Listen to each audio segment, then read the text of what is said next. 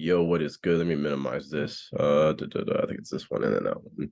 I'm gonna be going through kind of my process today and my thought process. I'll be only be doing a couple pairs. That's really all I have time for. Um, so my primary style is gonna be swing, obviously, but I do some intraday in between. So the first pair that I was looking at, and the first thing that I do look at when I do go inside of product terminals, I look at economic fundamentals and things like that, bank reports and things like that. But typically I'll go to the session recaps page. So that anything that I missed on Friday having to do with the and these are tagged by pair, obviously, by currency. So like I read this one earlier about the USD moving higher, and you can see what the strongest currency was, which was the USD, and what the least currency was. And I want you to pay attention to Australian dollar and Canadian dollars as well. Um, in that, the Australian dollar was negative 170 or minus 1.75%, and the CAD was 0.68, almost no gain. USD did well on the as well. So if you're going to be doing a counter trend trade or anything like that, because it's bullish predicted candles, you have to go look at fundamentally why that changed, right? Why retailers net long, and this bullish predicted candles. That means there must have been some type of weakness that caused something in one of those pairs, right? So one of those what are they called, currencies. All right, so this is essentially what I look at. Where is that? There's a certain part. So like example, NZD USD, because USD was, if you remember this chart right here at the top, USD was the leading one on Friday for market close. Swiss franc was second place, Great British pound was third place, and Euro is fourth place. Now, while I do believe, and I've been reading that the Great British pound is do bad pretty soon here. So where is it? For example, like you'd see the USD is doing well, and the USD would have been good to sell last week. It had a negative 1.71% decline because the USD did well. That did well last week. That means versus the New Zealand dollar, right? If the USD is up 4.88% and the New Zealand dollar is down -7, it's like the worst one actually, then you know that the US and New Zealand dollars would be falling to the US dollar. And then fundamentally speaking, the US dollar was doing well. I can't remember why it was in this article. You have to give me a moment to take a look quickly, like a skim, because I read it last night where I was very tired. That's the technical stuff. That's more technical stuff. Okay. I think I might have zoned in on it.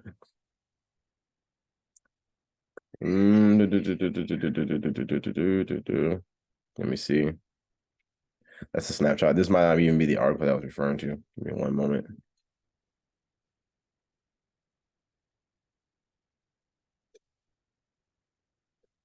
So the US dollar remained stable with the USD pair declining by 0.2 to 1.08 in IDS. Sellers test levels below 1.0900.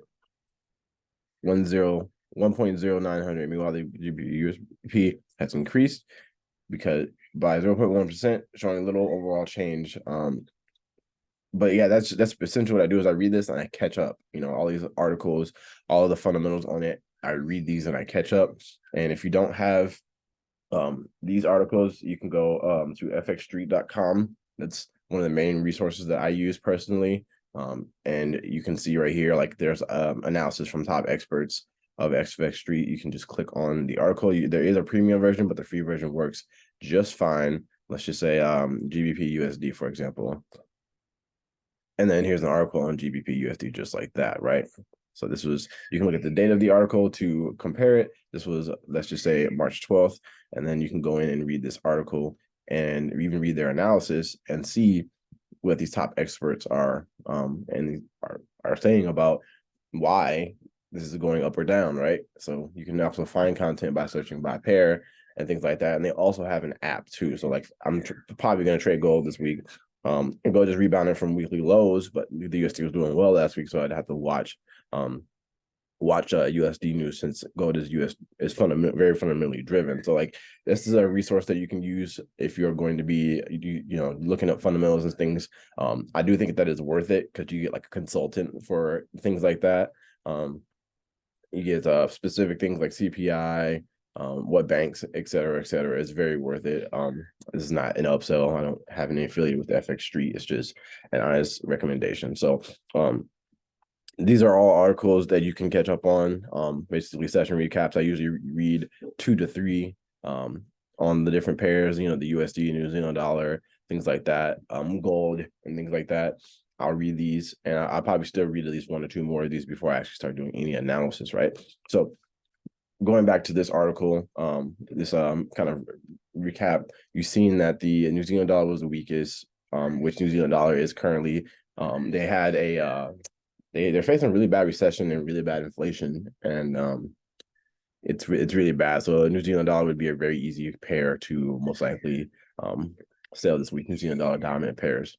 So that's the first thing I'll do is I'll read fundamentals, and I will read a few articles, just kind of how my thought process on that. I usually go to World Book real quick, and let's just say you wanted to look up the Australian dollar or whatever, right? And once again, these articles, you can go to FX Street and get similar information, but so like this is Credit Agricole, which is one of my favorites. And I've already saved this article, but I'll save it again just for example purposes. Open it up in a new tab.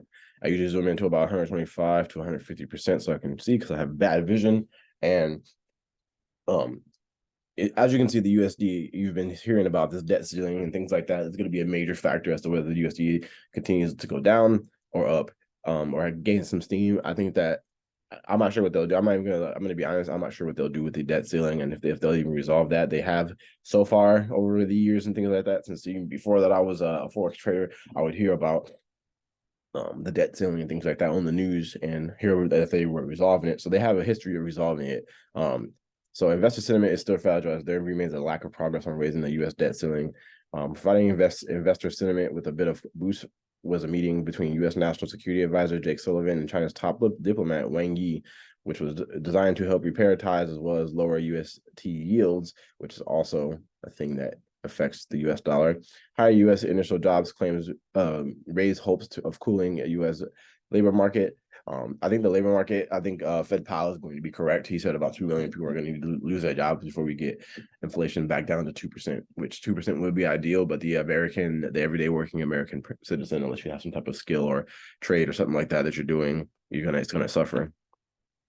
At the time of writing, a majority of Asian bourses were trading lower in S&P 500 futures modestly. It's like I trade S&P 500 too. I don't trade futures, but I do trade S&P 500, NASDAQ, and US 30 occasionally as well for my indices and things like that. So despite lower UST yields, the USD held firm on a weaker sentiment. So now what do you know right here, right? You take information from the articles and you write them down in your notes. Like when I was still learning fundamentals, I said, despite lower UST yields, the USD held firm on weaker sentiment. I already knew this, but you just learned that UST yields being lower, right, affects the US dollar,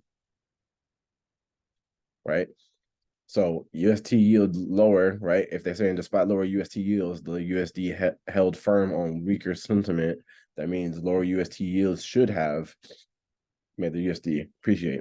The Swiss franc was a modest outperformer during the Asian session. A fall in New Zealand inflation expectations led to the New Zealand dollar being a significant underperformer amongst G10. See what I literally just said: New Zealand dollar is facing inflation.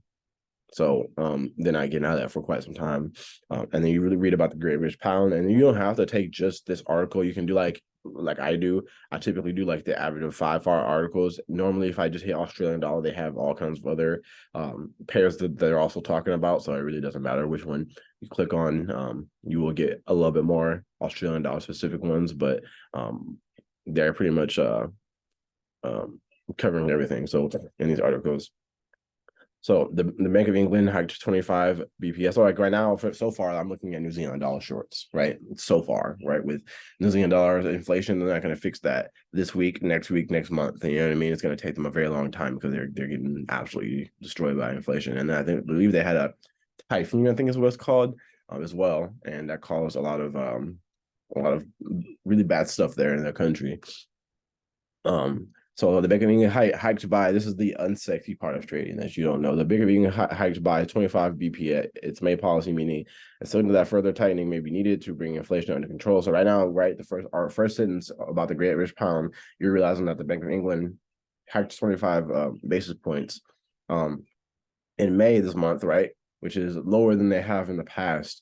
But they are currently worried about and think that they're going to continue, right, to do this right here, raise interest rates in order to bring down inflation. So what does that mean? That means the central bank of Great Britain is concerned about inflation, and I think that they're going to still need to do rate hikes in order to actually bring inflation down and make sure it's under control. Because what happens is if you lower your rate hikes too early, or if you stop doing rate hikes altogether, like a few central banks have done just for now, you know, sometimes what they'll do is they'll stop doing rate hikes and they have to wait for the actual economic effect of their old rate hikes to catch up, to kind of see where they're at, and wait for the data to come out. Once they see the data come out, then they react off that. You know what I mean? Maybe in May, the Great British Pound,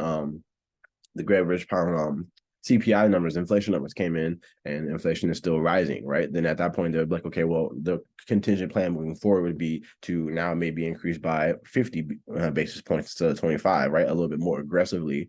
Maybe that's just an example of what they might do if inflation continues to persist, right? So that's and then raising interest rates ultimately does affect the economy of just like the everyday working people negatively. But also it's like, you know, you're the lesser of the two evils. You either sit there and you let inflation run out of control, or you tame and try your best to tame inflation in the government, and you pass off the what's it called, the suffering to the everyday citizen, right? So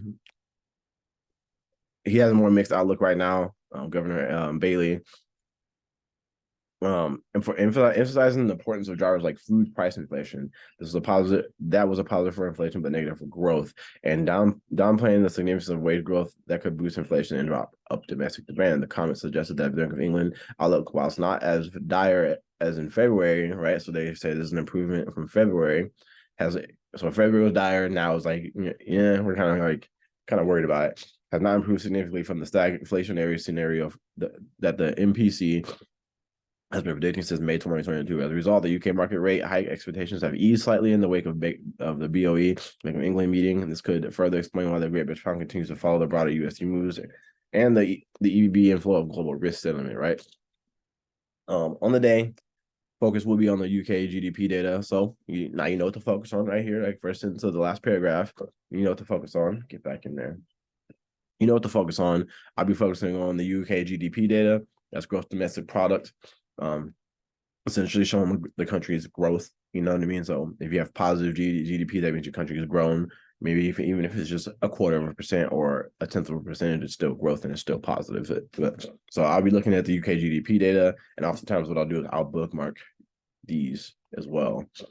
And that way I can refer to them again whenever I'm looking and making more trading decisions and things like that. If I'm not sure or anything like that, then I'm like, oh yeah, the reason why I'm buying this pair is because, you know, sticky inflation. The reason why I'm selling this pair is because New Zealand's having sticky inflation. So I like to personally have a very easy time trading, as easy as it possibly can get. You already have how difficult it actually is to trade and turn a dollar for most people. So if I see the New Zealand dollar doing absolutely horrible, I'm going to be selling New Zealand dollar dominant pairs all week, because percent gain is percent gain no matter what you buy or sell, right? The point is to be able to get percent gain into your account and use compounding interest to build wealth over time, not, oh, you know, feeling like you're better than someone because you trade Euro USD and he trades NZD USD. Like, it's stupid. I've heard people say that. With this in mind, the Great British Pound could remain quite vulnerable to any potential data surprises. So this is the Great British Pound. What I've learned from this article is going to be very data dependent. So I'll be watching Great British Pound data while I'm making moves on the Great British Pound, right? I don't really trade this, so I don't typically pay attention to it. And this is about the USD right here.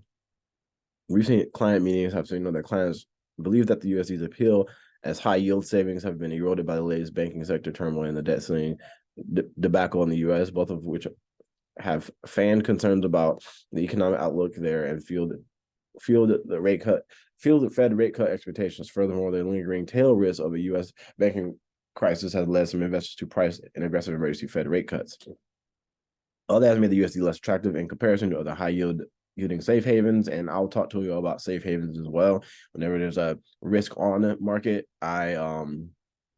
whenever there's a high risk in certain assets, I go to other assets to trade them more. For example, the Swiss franc is a very high, well-known safe haven. The US dollar is a very well-known safe haven, and the JPY and the USD really too. But it does become less attractive, and investors move their money out of the USD and into other currencies, other countries. They adjust for the times.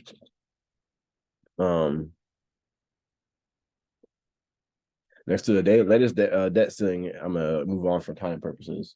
Next to the latest debt ceiling developments, FX investors will also focus on the release of the University of Michigan Consumer Sentiment Index, as well as a speech by Fed's Miriam Daly.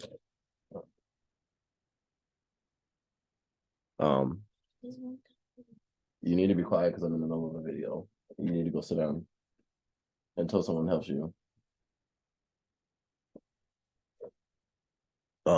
Next to this day's debt ceiling developments, FX investors will also focus on the release of the University of Michigan Consumer Sentiment Index, as well as a speech by Fed's Mary Daly. With many negatives in the USD price by now, it would take sizable data disappointments or dovish Fed rhetoric to influence the USD rate outlook. So it would take very disappointing data, basically, is what they're saying. We just read about the New Zealand dollar. They actually don't have much to say about the New Zealand dollar, just one small paragraph or two. And so since I already look to be selling the New Zealand dollar this week so far, right? You can read about more individual pairs and stuff to compare, right? If the USD, let's just say the CAD was doing well and the NZD was doing bad, right? Which it is. Then at that point, you would look at NZD CAD and be like, I bet I'm going to sell NZD CAD because the New Zealand dollar is falling to the Canadian dollar. And this pair, the whole purpose of it existing is comparing the two economies, right?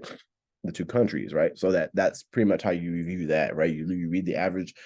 You read about the pairs, you get the positives and negatives, you weigh out whether it's overall positive or negative with fundamentals, and then you make trading decisions based on fundamentals, right? These are not speculation, these are facts, right? It is true that New Zealand dollar is facing really bad inflation and things like that, right? Those are all negatives for the country. RBNZD has won a minor victory with 2-year ahead inflation. At least that's how I think of it. It makes it easier. 2-year inflation expectations continuing to fall and moving into 1 to 3% target band for the first time since Q4 21. The RBNZ has said in the past that it has been encouraged by the decline in inflation expectations, which peaked 3.62% in Q4 22, but also they said they were still too high and above the center of the central bank's 1 to 3% target band. So they want 1 to 3% inflation in their country. That's their goal. Our goal is 2% in the US. With inflation retreating rapidly and inflation expectations cooling, the market will now see a 25 BP by New Zealand dollar on the 24th of May as a close call.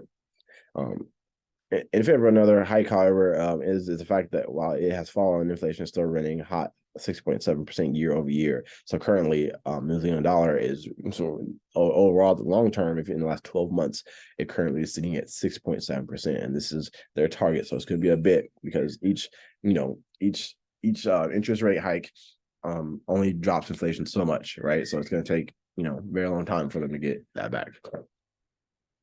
Where was I at? Right here. New Zealand's labor market also remains very tight with the unemployment rate near record lows, and wages growth is still strong. So unemployment rate is low. This is a positive for the New Zealand dollar, and wages growth is still very strong. The New Zealand dollar has been an outperformer so far this week and helped by AUD cross selling on the back of weak China data and iron ore prices. So if you want to look at the odd, right, the odd, right, is affected by China, China's economy, China being the bigger economy, obviously, and Australia being an Asian country, technically speaking. So weak China data came out, and iron and ore prices, right, it affects the Australian dollar, right, because they're one of the biggest, or the biggest importer of those types of natural resources. So when iron and ore prices raise, their economy does well because they get more money into their economy because that's what they sell. So there's likely to be a position squeeze in the AUD/NZD cross, right? So that's like another comparison. You can take not it doesn't have to be New Zealand dollar dominant. New Zealand dollar doesn't have to be in the front. You can have start comparing, right? So normally what I'll do is I'll find one or two individual currencies that are doing either good or bad, and I'll start to compare those. I'll start to compare those to the things that are doing the opposite of them, right? So if the New Zealand dollar is doing bad, I can compare everything to the New Zealand dollar. Australian dollar, New Zealand dollar, et cetera, right? In this case, the Australian dollar is being compared to the New Zealand dollar. The New Zealand dollar did end up is currently falling to the Australian dollar, making this short, right? Australia is doing better than New Zealand. Australian dollar, New Zealand dollar, short. So that's pretty much what I do. And then this is the end of the article, the credits, all of that. And I'll read these articles. I'll read about 2 or 3 of them. And it takes me about an hour, I would say, to read every article. But then after that, right, you have to actually do the analysis, right? So let's look at the Australian dollar and let's look at New Zealand dollar pairs as well and see if we have anything set up wise.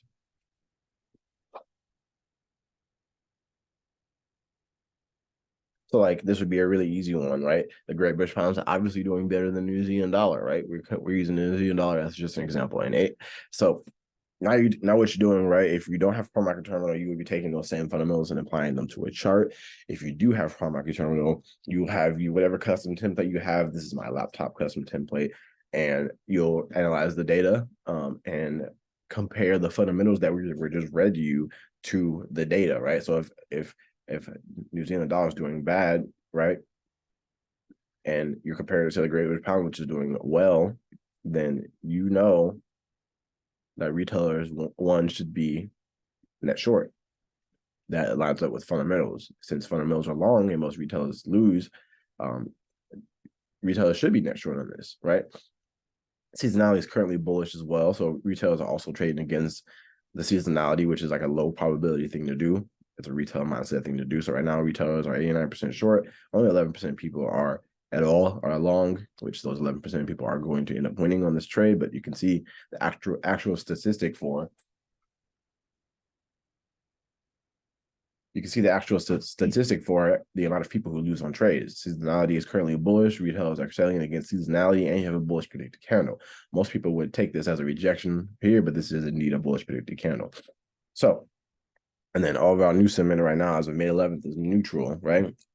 So right now you have, this is the COT history chart. You have 21% long, 21.7% long, 25.2% short on the Great British Pound. But then you go here and you have 42% long and then 34% short. If you would like to view this data differently, they have different ways you can view this data. So we have a rejection of the low of 2.00883. So let's go to, and we'll come back to this. I've already done the analysis for this. Great British Pound, New Zealand dollar. I'm going to clear off the chart. And I'm a swing trader, so I start off on the weekly personally, but you can start off on if you're like enter on the 15-minute, like I enter on the 4-hour and sometimes the 1 hour when I'm swing trading. And if you enter on the 15-minute, you can take the same analysis, right? And the same weekly down analysis down to the 4-hour or the 1 hour, and then use that 4-hour confirmations for whatever direction you want to go to be able to enter on the 15-minute and start to look for bullish price action once the point of interest are reached. So what I usually do if I'm long is I'll look at the low of the predicted candle, 15 or 5:15. Tomorrow is 5:15. Today is Sunday, May 14th. You have a low of 2.00883. So I typically what I'll do is I'll mark that out right away. 2.00883. 2.00883.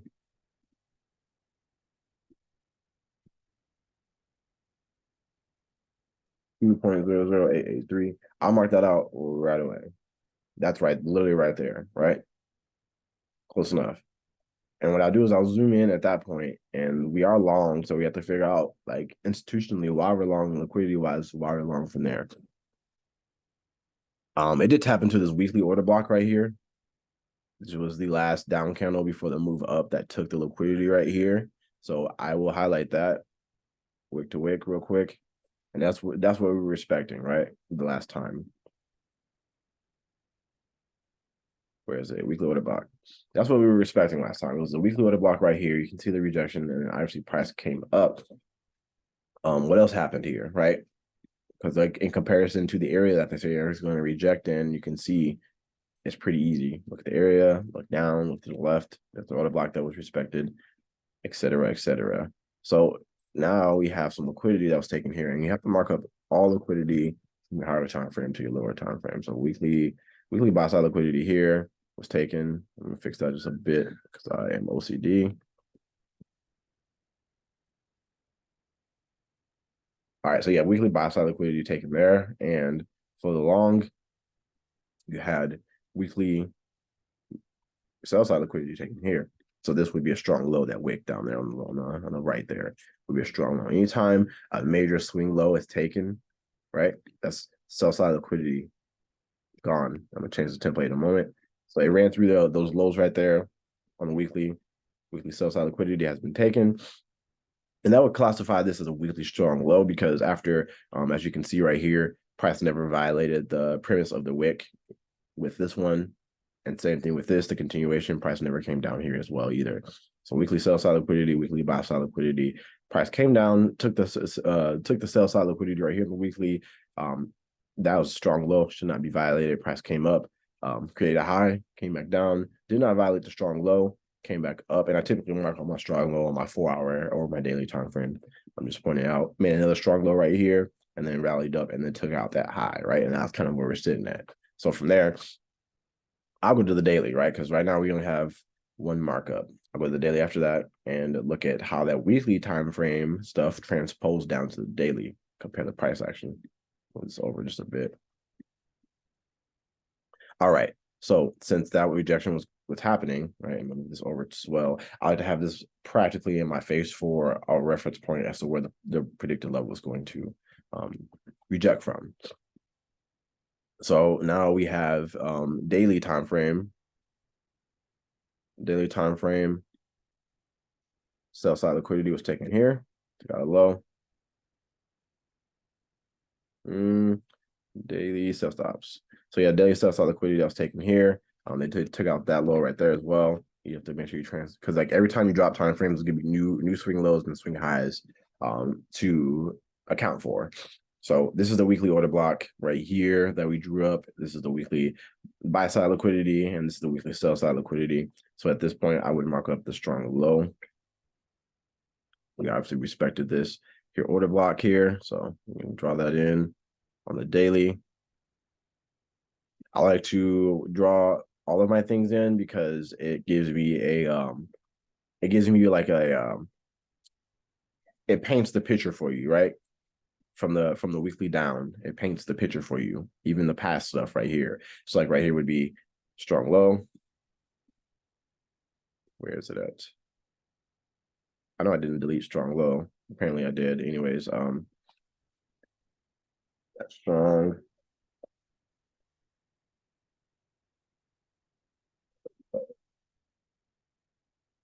And C, save as. Apparently it was already there. Anyways, so that's a strong low. This is also a strong low. Strong low right here. Price did not violate. It actually respected this bullish order block right here.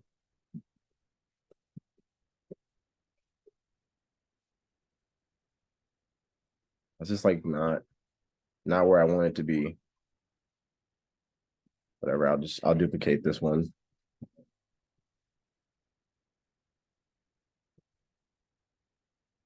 That's strong low right there as well. 1 second.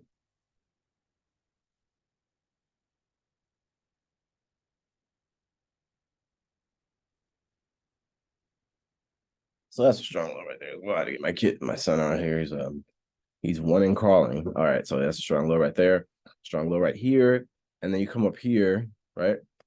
And you look up at the current area, right? So price, it would take months to come down here. It would be very reasonable to assume that price is going to be coming down here at all anytime soon, unless things completely change. So now you know, right? The area that we're working in, right? Is from this wick to this high right here. This is the what was called the dealing range, right? And what do you have right here inside of here? You have a daily order block as well. Did it take out that low? It sure didn't take out that low. It's perfect. So you have a daily order block right here as well. I'll change the template for. So inside of that weekly, you have a daily order block as well. Draw that in, and that was respected very well. Price came down and tapped that perfectly, and now the draw on liquidity is up here. So if I was to swing, I would take it up to this high as well. When I swing, really, I would take it up to this high as well. It's a daily buy side liquidity. Where is the daily buy side liquidity? Whatever, but daily buy stops. So I would take it up there. They're already gravitating towards those. They already had, technically speaking, a bullish liquidity shift when they traded above this. And from there, I usually zoom out and I'll see, did I miss anything, right? Did I miss anything crazy? Did I miss anything pertinent? I don't think so, right? So at that point, I drop down to the 4-hour. And I see how those daily zones, they transpire, right? So far, what I've gotten here is a rejection of 200.883. So that means the price is going to come down at some point. There's going to be a retracement down to 2.00883. There's going to be a retracement down to 2.00883. And at that point, I am looking for bullish liquidity shift confirmation. So, oh, come on now. Don't be like that. He's very barky. Price came down, was chasing sell side to basically all of these swing lows right here. Price was chasing sell side all the way down. And then you can see right here, this was actually the start of a new impulse move up overall. I'll have to mute out that barking because he's a protector. So you have the start of a new swing low right here, right? Start of a new swing low right here. This is a separate swing low. So from here to here is a swing.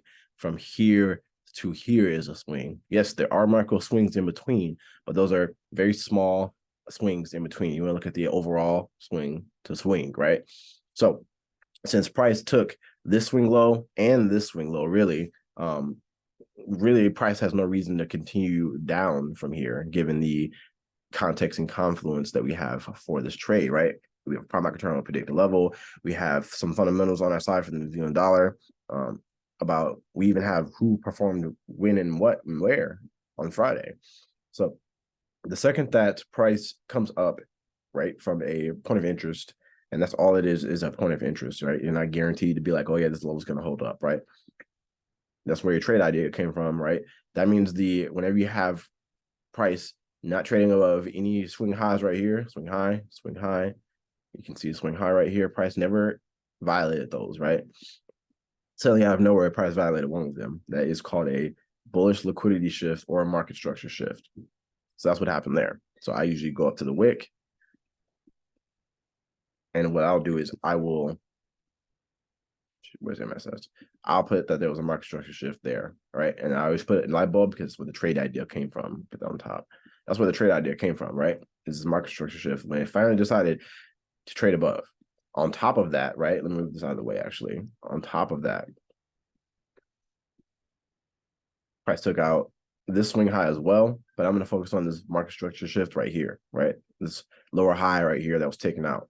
On top of that, there was a bullish imbalance here as well on the 4-hour that was created on the impulse move up. Draw that in as well.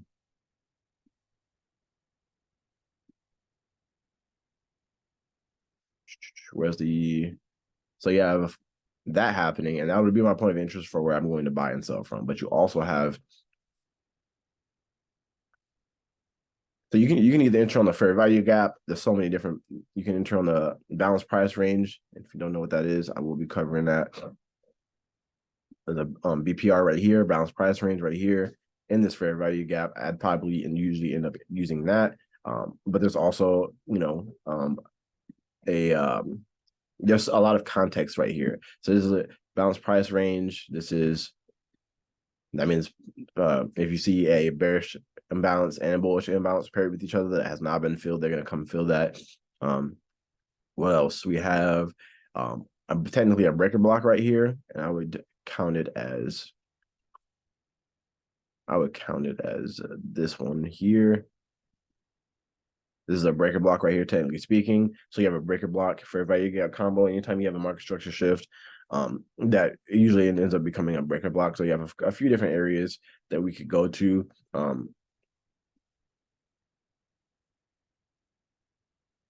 Thought I had a different breaker. Anyways, this is a breaker block.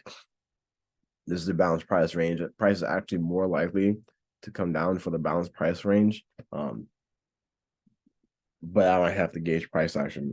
It's definitely going to come down and fill this imbalance right here. If you take a Fibonacci and you draw it from wick to wick, basic premium discount, then the 62 and the 79 are right here, right by this BPR, balanced price range. Basically, this is an area whenever you see this price action pattern, you see it imbalance here between this candle's low. Let me zoom in a bit. This is going to be even better. Whenever you see an imbalance, right, you have this candle's low and then this candle's high, and then you have an obvious imbalance right here that's huge. It's called a balanced price range. And basically what that is price will banks, institutions come and they balance price at certain points, right? This is a bullish balanced price range, and essentially this coming down to these areas where you see specific price action signatures.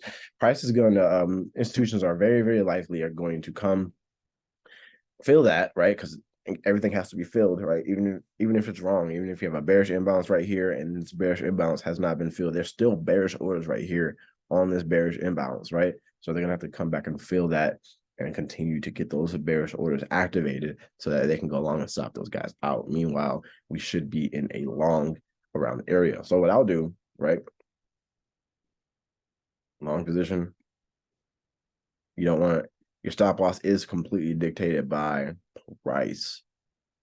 So I personally would put my stop loss behind the premise of the bearish candle because it really should not violate, or you can put it right here. It really should not violate the BPR at all. Should not come way down here. But I typically do 50 pips, but that is dictated based on liquidity and things like that. Sometimes I have 100 pip stop losses, and then you can swing this for 9%, 10%, doing a longer swing, exactly 10%, and you can do a 1 to 10 there. Or if you wanted to widen your stop loss a bit, it would be more like a 1 to 6, which is still really good. So that is my kind of like process on things and things like that. And obviously, I when it comes to events and things like that, I will be looking at things that are coming out. Like for example, Tuesday we have assignment count. I actually personally don't know what that is. I personally don't. I'm not gonna lie to you. I'll have to do some research on that. But you have a couple of high impact reports coming out Tuesday, 2 in the morning, and then Wednesday you have Governor Red Bailey speaking. As you know, they and then you have annual budget release for the New Zealand dollar. So some decent amount of high impact news, basically one a day until Thursday, it seems. And then it kind of dies down. So you will have to do some more reading and kind of look at what experts think is going to happen in terms of some of these reports and kind of know what to expect. So that's Great British Pound New Zealand dollar real quick. That's kind of what I was looking for. And this is what I look for entry confirmations. I wait for the market structure shift from a POI. I wait for an obvious energetic run up. Market structure shift, trade idea comes from there. BPR, a breaker block, order block, bullish imbalance if that's what's present, you know what I mean, bearish imbalance if that's what's present. And then I look for Fibonacci confluence, right? So this is equilibrium right here. This is the 50%, right? And this is deep discount. Anything below this 50% is discount, right? This is the same fib that I have here. Let me show you. This is that same fib. It's just thicker and with optimal trade entry on it, right? So let's say I don't even consider a trade until it comes down past equilibrium and hits my 62 or 79 and actually respects it too. So I'll wait for maybe a bullish order block candle close. Then it does need to be a short-term low taken out as well on that end, since there was already one taken out here. I expect, and we had a market structure shift right here, which gave the trade idea here, and there's a bullish imbalance plus BPR. I would be expecting, plus we have 62 and 79% fib retracement conflicts and confluence and context. So a lot of context to this trade. So essentially what I do is I read my bank reports and I put as much context behind my trade as I humanly can. And then I still lose, yes, but I try to be as efficient as possible. So I only need maybe 4 or 5 pairs for a week at most, because I was swing trading, I might be able to get into 2 or 3 of them. And that's like if I have 5 pairs ready in case I need to take an extra pair. If I wanted to take an extra setup, the 5th trade is there if I do want to take it, right? If I feel like that is necessary. So this is a 82 pip risk for a 502 pip gain, or risking 1% to gain 6 back. And that's what that is for me, right? I went from the weekly down to the daily, and you have a 4-hour imbalance here as well that you could draw in if you really wanted to, that they were also respecting. Let me see right here. Let me pull this over. Right below the daily sell stops, there was a 4-hour imbalance right here. That was also filled and respected. You can see from it was inside of the daily, and it was from this candle's low to this candle's high. Fix that. All right. So that's another one. You can fine tune as much as you can. You can drop down to 1 hour and fine tune even more, but I don't feel like that's necessary. If you go from the weekly down to the daily, down to the 4-hour, that's plenty. So this is kind of the context and confluence for Great British Pound using a dollar. And that's kind of my thought process when I'm going to pairs and things like that. So what I do now is I'll add it to my watch list. Where's that at? It's already there actually. So I remove Great British Pound Australian dollar. That's last week when I was kind of watching. And now we just have GN long market execution from likely from here, considering that there's a BPR right here. So you just copy and paste that. And then however you execute the trade as well is really good. Market execution is very popular, but I've been going away from buy limits and settlement limits because they have not been as fruitful as they used to be. So maybe I'm missing something, or maybe I need to do a bit deeper analysis. I'm not sure what it is, but I personally like to do market execution. Send it back. So that's the formula. That's it. You just do top-down analysis institutionally. If you want to be more minimalist, you can, and use these and things like that for the order blocks. You can just make sure you color coordinate and things like that. Sometimes I do that as well. I'll keep it pretty minimalist and just have 90% the candles, but zones are really nice too. So you have a lot of context and confluence for this trade, and I'll just repeat this process long and short over and over again, looking for the same confirmation. If it was bearish, imagine this was flipped upside down. The liquidity shift would be price coming down and taking out what would be a low, and that would be where your trade idea would come from, et cetera, right? And if it has not come to your POI, you're going to wait for your price to come to your POI and then show you, if you're bullish, the same market structure shift. It looks the same on the 15-minute as well. So I drop down to the 15-minute time frame and use that 4-hour confirmations to enter on the 15-minute. Price didn't start taking out a lower high until a true lower high until about right here. Here's your market structure shift, right? Here's your market structure shift right here. Just real quick for people who like to enter on a 15-minute. Here's your market structure shift right here. Actually, no, even better for you guys. All right. So if you're bullish, right? Price coming down, creating lower highs. Price finally comes up and takes out that high right there. One of the lower highs showing a market structure shift here on this high, right? Energetic run up to take out the high. Price comes back, fills an imbalance, and it has a continuation pretty perfectly right here. So we took out that low right here and didn't quite touch this imbalance, but we did take out that low right here and still saw liquidity into that imbalance. It's not going to always be perfect. I would personally, if I was here, I would put my stops just behind the low there. Where is So you got a 15-minute imbalance that was filled and respected following the confirmation that I just showed you, and that's why I always wait on this confirmation. It's a very nice one to have in your bag. Pull this up. if you were to put your stop loss, let's just say just behind that low right there, the swing low right there, which is technically a strong low, then it would have been pretty easy. Let's say you took it to this high right here, buy side, because that's where the draw liquidity was. Here goes 5% right here, pretty easily, right? Taking it to this high right here, that's 5%. So that's why that is, right? You have to wait till the market shifts liquidity and then shows you that it's hand and then returns. And you would have seen what type of entry you would have gotten. If even if you would have been an aggressive entry, you would have had barely any drawdown, and then you would have been a positive trade.